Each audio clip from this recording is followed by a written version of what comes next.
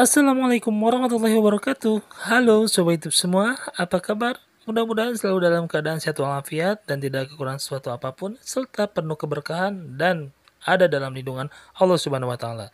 Seperti biasa, saya hadir kembali untuk menjumpai Sobat YouTube semua untuk berbagi tips, informasi, dan juga tips tentunya hanya di Lukmanul Hakim Channel.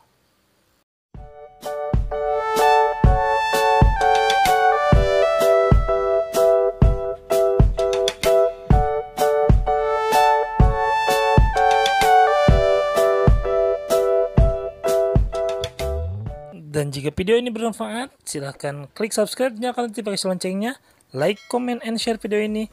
Mudah-mudahan video ini bisa memberikan informasi terbaik buat Sobat YouTube semua. Terima kasih. Di dalam dunia bisnis, dikenal banyak sekali jenis perusahaan, mulai dari PT, CV, firma, dan lain sebagainya. Dan di antara jenis perusahaan tersebut, PT dan CV menjadi salah satu yang paling umum untuk digunakan. PT dan CV merupakan bentuk dari sebuah bisnis yang paling umum ada di Indonesia. Keduanya memiliki perbedaan yang begitu terlihat jelas, serta memiliki kelebihan dan kekurangan yang perlu dipertimbangkan untuk dipilih. Baik, tidak perlu berlama-lama lagi, langsung saja kita mulai. Apakah perbedaan dari PT dan CV? Mari kita simak terlebih dahulu penjelasannya.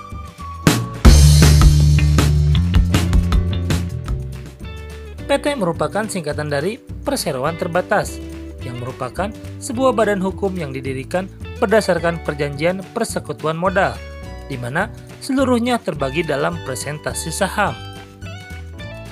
PT merupakan badan usaha dan besarnya modal perseroan tercantum dalam anggaran dasar. Kekayaan perusahaan terpisah dari kekayaan pribadi pemilik perusahaan, sehingga memiliki harta kekayaan sendiri. Setiap orang dapat memiliki lebih dari satu saham yang menjadi bukti pemilikan perusahaan. Pemilik saham mempunyai tanggung jawab yang terbatas, yaitu sebanyak saham yang dimiliki. Apabila utang perusahaan melebihi kekayaan perusahaan, maka kelebihan utang tersebut tidak menjadi tanggung jawab para pemegang saham. Apabila perusahaan mendapat keuntungan, maka keuntungan tersebut dibagikan sesuai dengan ketentuan yang ditetapkan.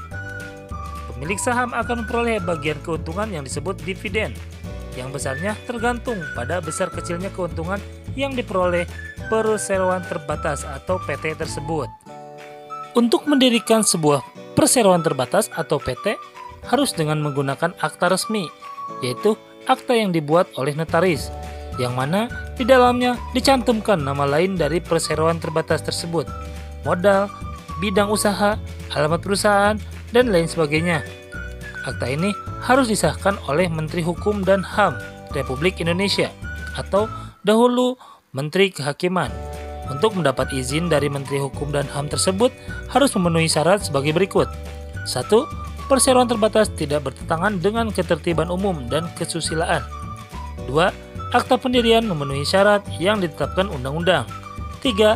Paling sedikit modal yang ditetapkan dan di-store adalah 25% dari modal dasar sesuai dengan Undang-Undang Nomor 1 Tahun 1995 dan Undang-Undang Nomor 40 Tahun 2007, keduanya tentang perseroan terbatas. Selanjutnya adalah CV. Apakah itu CV?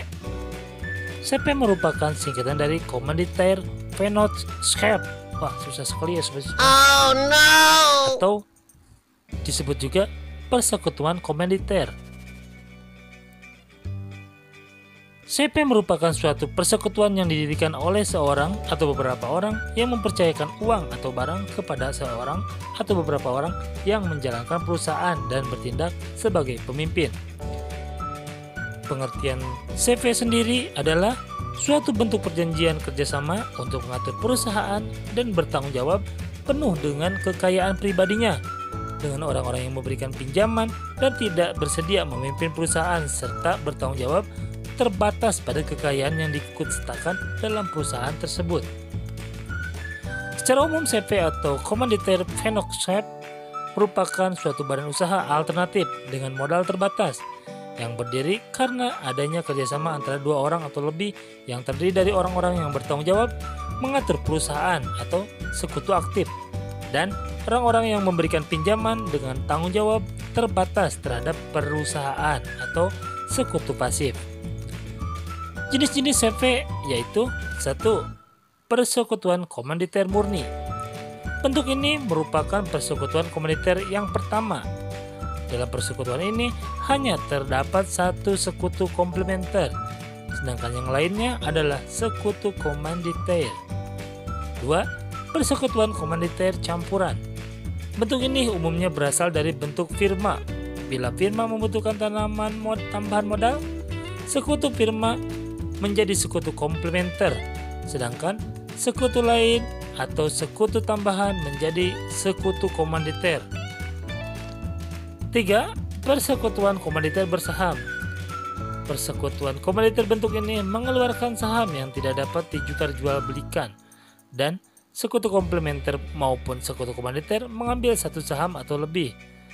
Tujuan dikeluarkannya saham ini adalah untuk menghindari terjadinya modal beku, karena dalam persekutuan komanditer tidak mudah untuk menarik kembali modal yang telah disetorkan. Ciri-ciri CV adalah: pertama, keanggotaan pada CV ada dua macam diantaranya, yaitu anggota aktif dan anggota pasif. Yang kedua, sekutu yang aktif adalah anggota yang aktif dalam mengelola suatu perusahaan. Yang ketiga, sedangkan pada sekutu yang pasif hanyalah anggota yang menanamkan sebuah modal saja.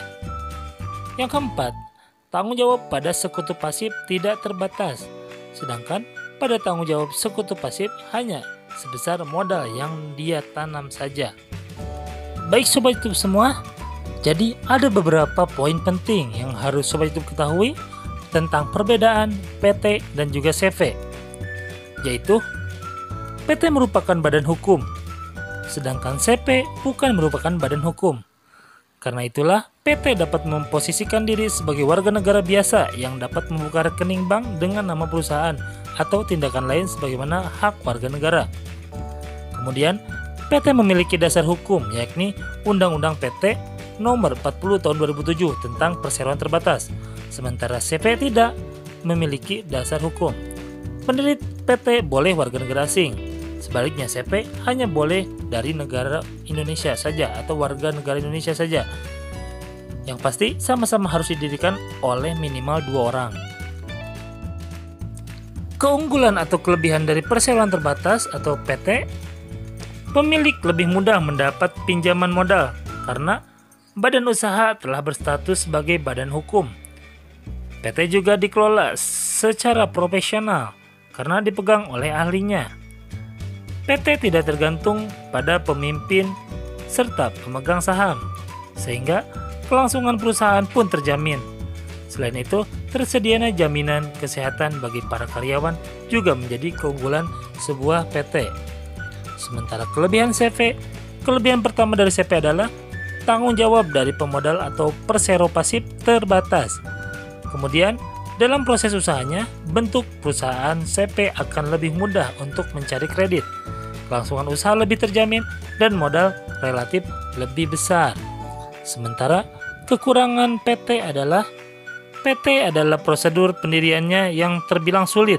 Kemudian dalam usaha, PT akan rawan terjadi nepotisme karena pimpinan perusahaan dipilih langsung oleh pemegang saham terbesar. Dikenai pajak perusahaan yang dapat mengurangi keuntungan perusahaan, dan yang terakhir adalah keuntungan yang didapat harus dibagi dengan para pemegang saham. Sementara kekurangan CV adalah dari segi modal. Modal yang telah diberikan oleh persero pasif akan sulit ditarik kembali karena sudah digunakan sebagai modal perusahaan. Selain itu, tanggung jawab dari persero aktif tidak terbatas. Apabila perusahaan gulung tikar, maka harta kekayaan dari persero aktif dapat disita dan keuntungan yang didapat harus dibagi antara anggota. Baik Sobat YouTube semua, itulah tadi informasi mengenai perbedaan daripada PT dan juga CV dalam bidang perusahaan. Semoga informasi tersebut bisa menambah wawasan Sobat YouTube semua dalam mengetahui apa itu perbedaan daripada PT dan juga CV, dan juga bisa memberikan gambaran tentang apa itu arti yang sebenarnya, kelebihan dan kekurangan dari PT dan juga CV. Mohon maaf bila ada kekurangan. Terima kasih telah menonton video ini. Akhir kata, wassalamualaikum warahmatullahi wabarakatuh. See you.